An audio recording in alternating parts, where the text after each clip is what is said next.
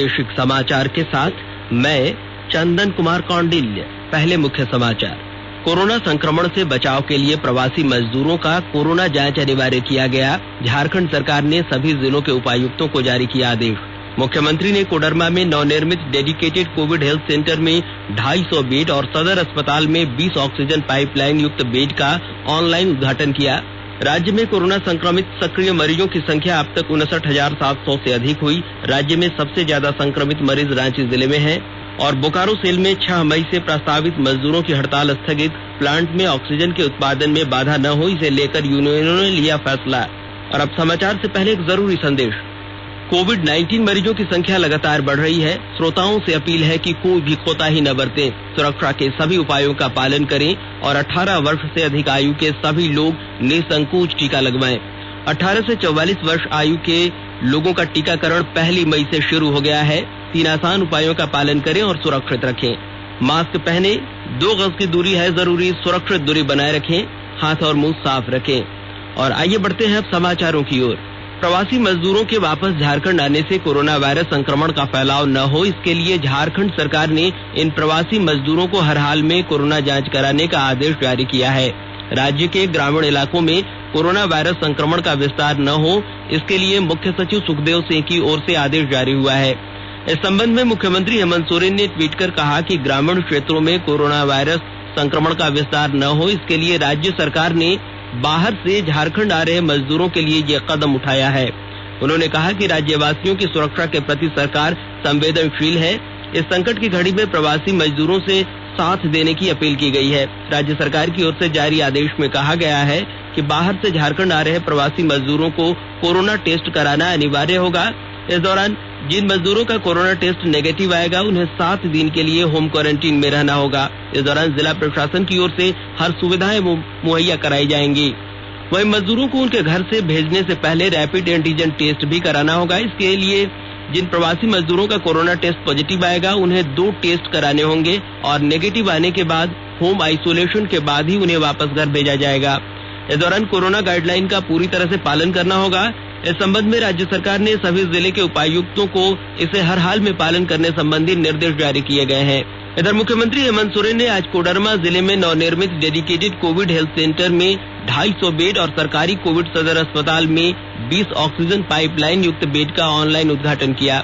मुख्यमंत्री ने कहा कि इस वैश्विक संक्रमण से निपटने की दिशा में हमने एक कदम और आगे बढ़ाया है। श्री सोरेन ने कहा कि कोरोना की दूसरी लहर काफी खतरनाक साबित हो रही है। यह हमारे शरीर को बहुत तेजी से नुकसान पहुंचा रहा है। इस संक्रमण से बचाव के लिए दवाइयों से ज्यादा पहले ऑक्सीजन की जरूरत पड़ रही है। ऐसी स्थिति में राज्य के अस्पतालों में मरीजों को ऑक्सीजन युक्त बेड अथवा ऑक्सीजन उपलब्ध कराने की दिशा में सरकार लगातार कदम उठा रही है।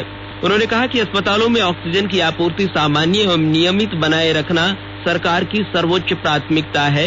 संक्रमितों को ऑक्सीजन के लिए किसी भी तरह की कोई चिंता नहीं करनी है। वहीं मुख्यमंत्री ने कहा कि ग्रामीण क्षेत्रों में कोरोना महामारी की भयावहता को जागरूकता के अभाव में लोग समझ नहीं पा रहे हैं। इस वजह से यहाँ संक्रमण तेजी से फैल रहा है। उन्होंने अधिकारियों और जनप्रतिनिधियों से अपील की है कि वे इस दिशा में अपनी जिम्मेदारियों को निभाएं। विशेषकर जिन लोगों की मौत हो रही है, उनके परिजनों का कोविड टेस्ट हर हाल में हो। इससे संक्रमण के फैलाव का स्तर का पता चल सकेगा।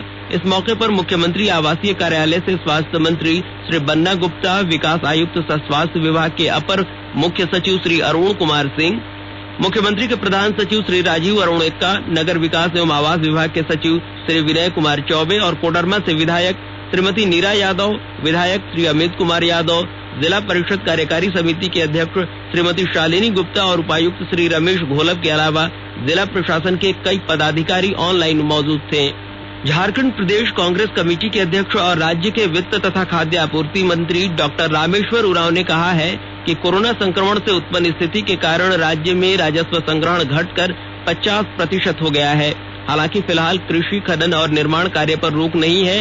इस कारण राजस्व संग्रहण पर पिछले वर्ष की पूर्ण लॉकडाउन की तरह व्यापक असर नहीं पड़ा है, परंतु चालू वित्तीय वर्ष में भी राजस्व संग्रहण का लक्ष्य प्रभावित हुआ है। श्री उरांव ने कहा है कि राज्य में कोरोना संक्रमण से उत्पन्न स्थिति के मद्देनजर कांग्रेस पार्टी फिलहाल पाबंदियों को लागू करने के पक्ष में है। संक्रमण के फैलाव पर अंकुश के लिए धार्मिक और सामाजिक कार्यक्रमों पर अंकुश लगाना जरूरी है। उन्होंने कहा कि सभी को वैक्सीन लेना चाहिए। वैक्सीन से कोरोना संक्रमण का खतरा काफी कम हो जाता है। राज्य सरकार की ओर से वैक्सीन के लिए कंपनियों को अग्रिम राशि का भी भुगतान कर दिया गया है, लेकिन कंपनियों की ओर से 15 मई के पहले वैक्सीन उपलब्ध कराने में असमर्थता जताई गई है। यदि केंद्र सरकार की ओर से वैक्सीन उपलब्ध करा दी जाती है तो युवाओं के लिए राज्य सरकार की ओर से तुरंत टीकाकरण का काम शुरू कर दिया जाएगा। आकाशवाणी के ताजा तरीन समाचारों के लिए आप हमारी वेबसाइट newsonair.com पर लॉग ऑन कर सकते हैं। ताजा समाचार Twitter handle @AIR News Alert और Facebook page all India radio news पर भी उपलब्ध है। आप प्रादेशिक समाचार एकांश के Twitter handle @AIR News_ Ranchi और फेसबुक पेज तथा YouTube channel AIR News Ranchi पर भी हमारे बुलेटिन को सुन सकते हैं। प्रादेशिक समाचार आप आकाशवाणी रांची से सुन रहे हैं और अब पेश है कोरोना से बचाव के कुछ संदेश। चलो मिलकर इस शुरुआत करें, चलो एक फैसला आज करें, मास्क नहीं तो टोकेंगे, कोरोना को रोकेंगे, चलो एक वादा करते हैं, चलो एक वादा करते हैं, मास्क नहीं तो टोकेंगे, कोरोना को रोकेंगे। भारत सरकार द्वारा जनहित में जारी। कोविड-19 से बचाव और सुरक्षित रहने के 3 उपाय। मास्क लगाएं, 2 गज दूरी है जरूरी, सुरक्षित दूरी रखें, हाथ और मुंह साफ रखें। प्रादेशिक समाचार में आपका एक बार फिर से स्वागत है। राज्य में कोरोना संक्रमितों की संख्या बढ़कर 2,51,000 से अधिक हो गई है। 59,700 से अधिक एक्टिव केस हैं। अब तक 70,65,000 से अधिक नमूनों की जांच की गई है। वहीं राज्य में सबसे ज्यादा संक्रमित रांची जिले में है। यहाँ कोरोना संक्रमितों की संख्या 72,000 से अधिक है। वहीं पूर्वी सिंहभूम जिले में कोरोना संक्रमितों की संख्या 36,000 से अधिक है। बोकारो और हजारीबाग जिले में कोरोना संक्रमितों की संख्या 12,700 से अधिक है, जबकि धनबाद जिले में कोरोना संक्रमितों की संख्या 12,200 से अधिक है। रामगढ़ जिले में कोरोना संक्रमितों की संख्या बढ़कर 10,000 से अधिक हो गई है, जबकि कोडरमा में 9,000 से अधिक कोरोना संक्रमितों की पुष्टि हुई है।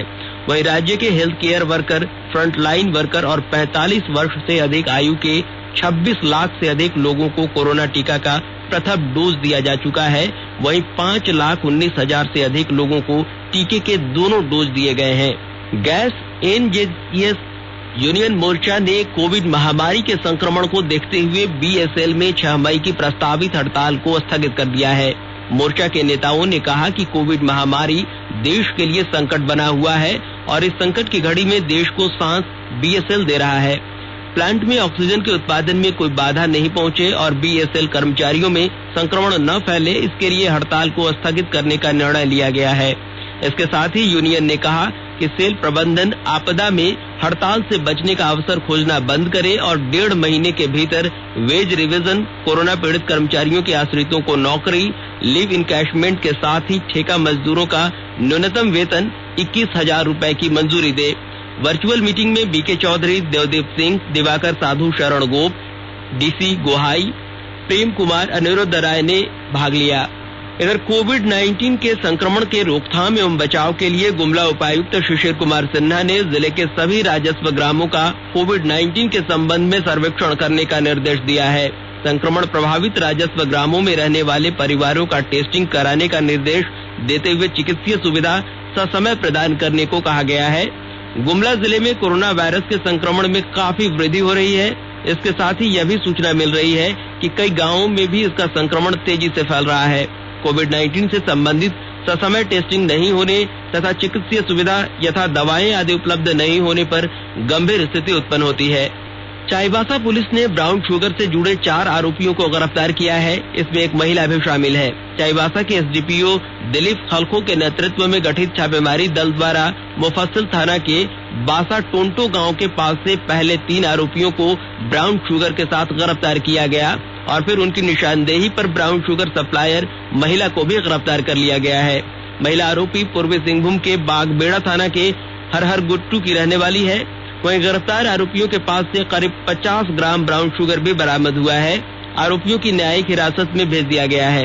इधर कोरोना संक्रमण के मद्देनजर दक्षिण पूर्वी रेलवे के चक्रधरपुर रेल मंडल से होकर गुजरने वाली 2 ट्रेनों को रद्द कर दिया गया है। चक्रधरपुर रेल मंडल द्वारा यह जानकारी दी गई है कि हावड़ा से बड़बिल तक चलने वाली जनशताब्दी एक्सप्रेस और टाटा से हावड़ा चलने वाली ट्रेन को अगले आदेश तक के लिए रद्द कर दिया गया है। इसके अलावा धनबाद से एलएपी की ओर जाने वाली ट्रेन के मार्ग को बदला गया है। वहीं यह ट्रेन अब चेन्नई नहीं जाकर श्रीपेरम्बूर से परिवर्तित मार्ग से एलएपी तक जाएगी। सरायकेला खरसावां जिले में बढ़ते कोरोना संक्रमण के मद्देनजर संक्रमित लोगों को बेहतर सुविधा उपलब्ध कराने के लिए जिला प्रशासन द्वारा नई पहल की जा रही है। होम आइसोलेशन एवं घर पर ही कोरोना का उपचार करा रहे लोग अब फोन पर ऑक्सीजन सिलेंडर, मेडिसिन किट एवं फूड पैकेट की होम डिलीवरी करा सकेंगे। इस अभियान को सफल रूप से संचालित करने के लिए उपायुक्त अरवा राजकमल ने गूगल मीट के जरिए जिले के उद्योगपतियों के साथ बातचीत की। वहीं बैठक में उपायुक्त द्वारा सभी उद्योगपतियों को इस कार्य में सहायता करने की अपील की गई है। पीटीपीएस कॉलेज पतरातू में पीवीयूएनएल प्रबंधन द्वारा अस्थायी रूप से बनाए जा रहे 100 बेड के कोविड केयर सेंटर का उप विकास आयुक्त एवं अनुमंडल पदाधिकारी ने संयुक्त रूप से निरीक्षण किया। 100 बेड का यह आइसोलेशन सेंटर अगले रविवार तक बनकर तैयार हो जाएगा, जिसमें 25 बेड ऑक्सीजन युक्त होंगे तथा 75 बेड सामान्य होंगे। जिले के पतरातू एवं उसके आसपास के लोग कोविड केयर सेंटर से ज्यादा लाभान्वित होंगे, क्योंकि पतरातू से रामगढ़ मुख्यालय की दूरी करीब 30 किलोमीटर होने के कारण कोरोना संक्रमित मरीज आइसोलेशन की सुविधा से वंचित हो रहे थे। इस कोविड केयर सेंटर के चालू हो जाने से कोरोना संक्रमित मरीजों के इलाज में काफी सुविधा होगी। साहेबगंज की महिला थाना प्रभारी रूपा तिर्की का शव आज रांची स्थित पैतृक गांव रातू लाया गया। इसके बाद रातू थाना में शव का अंतिम संस्कार किया गया। अंतिम संस्कार में आसपास के लोग मौजूद थे। इस दौरान परिजनों और स्थानीय लोगों की आंखें नम थी। रूपा के परिजनों ने सरकार से निष्पक्ष जांच कर इंसाफ की मांग की है। और अब खबर मौसम से। मौसम विभाग के अनुसार 10 मई तक आसमान में बादल छाए रहेंगे और मध्यम दर्जे की वर्षा के हवाएं भी चलेंगी। इस दौरान तापमान सामान्य रहेगा। मौसम विज्ञान केंद्र रांची के विशेषज्ञ अभिषेक आनंद ने बताया कि पश्चिमी विक्षोभ के कारण रांची सहित पूरे राज्य में वर्षा हो रही है। अगले 5 दिनों तक राज्य के कई हिस्सों में वर्षा के साथ वज्रपात और तेज हवाएं चलने की संभावना है। पश्चिमी विक्षोभ का असर दक्षिणी और मध्य झारखंड में दिख रहा है, जिसके कारण झारखंड के मैदानी इलाकों में अगले 1 सप्ताह तक अधिकतम तापमान में कोई बदलाव नहीं होने की संभावना है। मौसम विभाग ने अगले 3 दिनों तक तेज हवाएं चलने की संभावना व्यक्त की है। और अंत में मुख्य समाचार एक बार फिर। कोरोना संक्रमण से बचाव के लिए प्रवासी मजदूरों का कोरोना जांच अनिवार्य किया गया। झारखंड सरकार ने सभी जिलों के उपायुक्तों को जारी किया आदेश। मुख्यमंत्री ने कोडरमा में नवनिर्मित डेडिकेटेड कोविड हेल्थ सेंटर में 250 बेड और सदर अस्पताल में 20 ऑक्सीजन पाइपलाइन युक्त बेड का ऑनलाइन उद्घाटन किया। राज्य में कोरोना संक्रमित सक्रिय मरीजों की संख्या अब तक 59,700 से अधिक हुई। राज्य में सबसे ज्यादा संक्रमित मरीज रांची जिले में हैं और बोकारो सेल में 6 मई से प्रस्तावित मजदूरों की हड़ताल स्थगित। प्लांट में ऑक्सीजन के उत्पादन में बाधा न हो, इसे लेकर यूनियनों ने लिया फैसला। और इसके साथ ही आकाशवाणी रांची से प्रादेशिक समाचार का यह बुलेटिन समाप्त हुआ। नमस्कार। घर में रहिए, सुरक्षित रहिए और सुनते रहिए आकाशवाणी।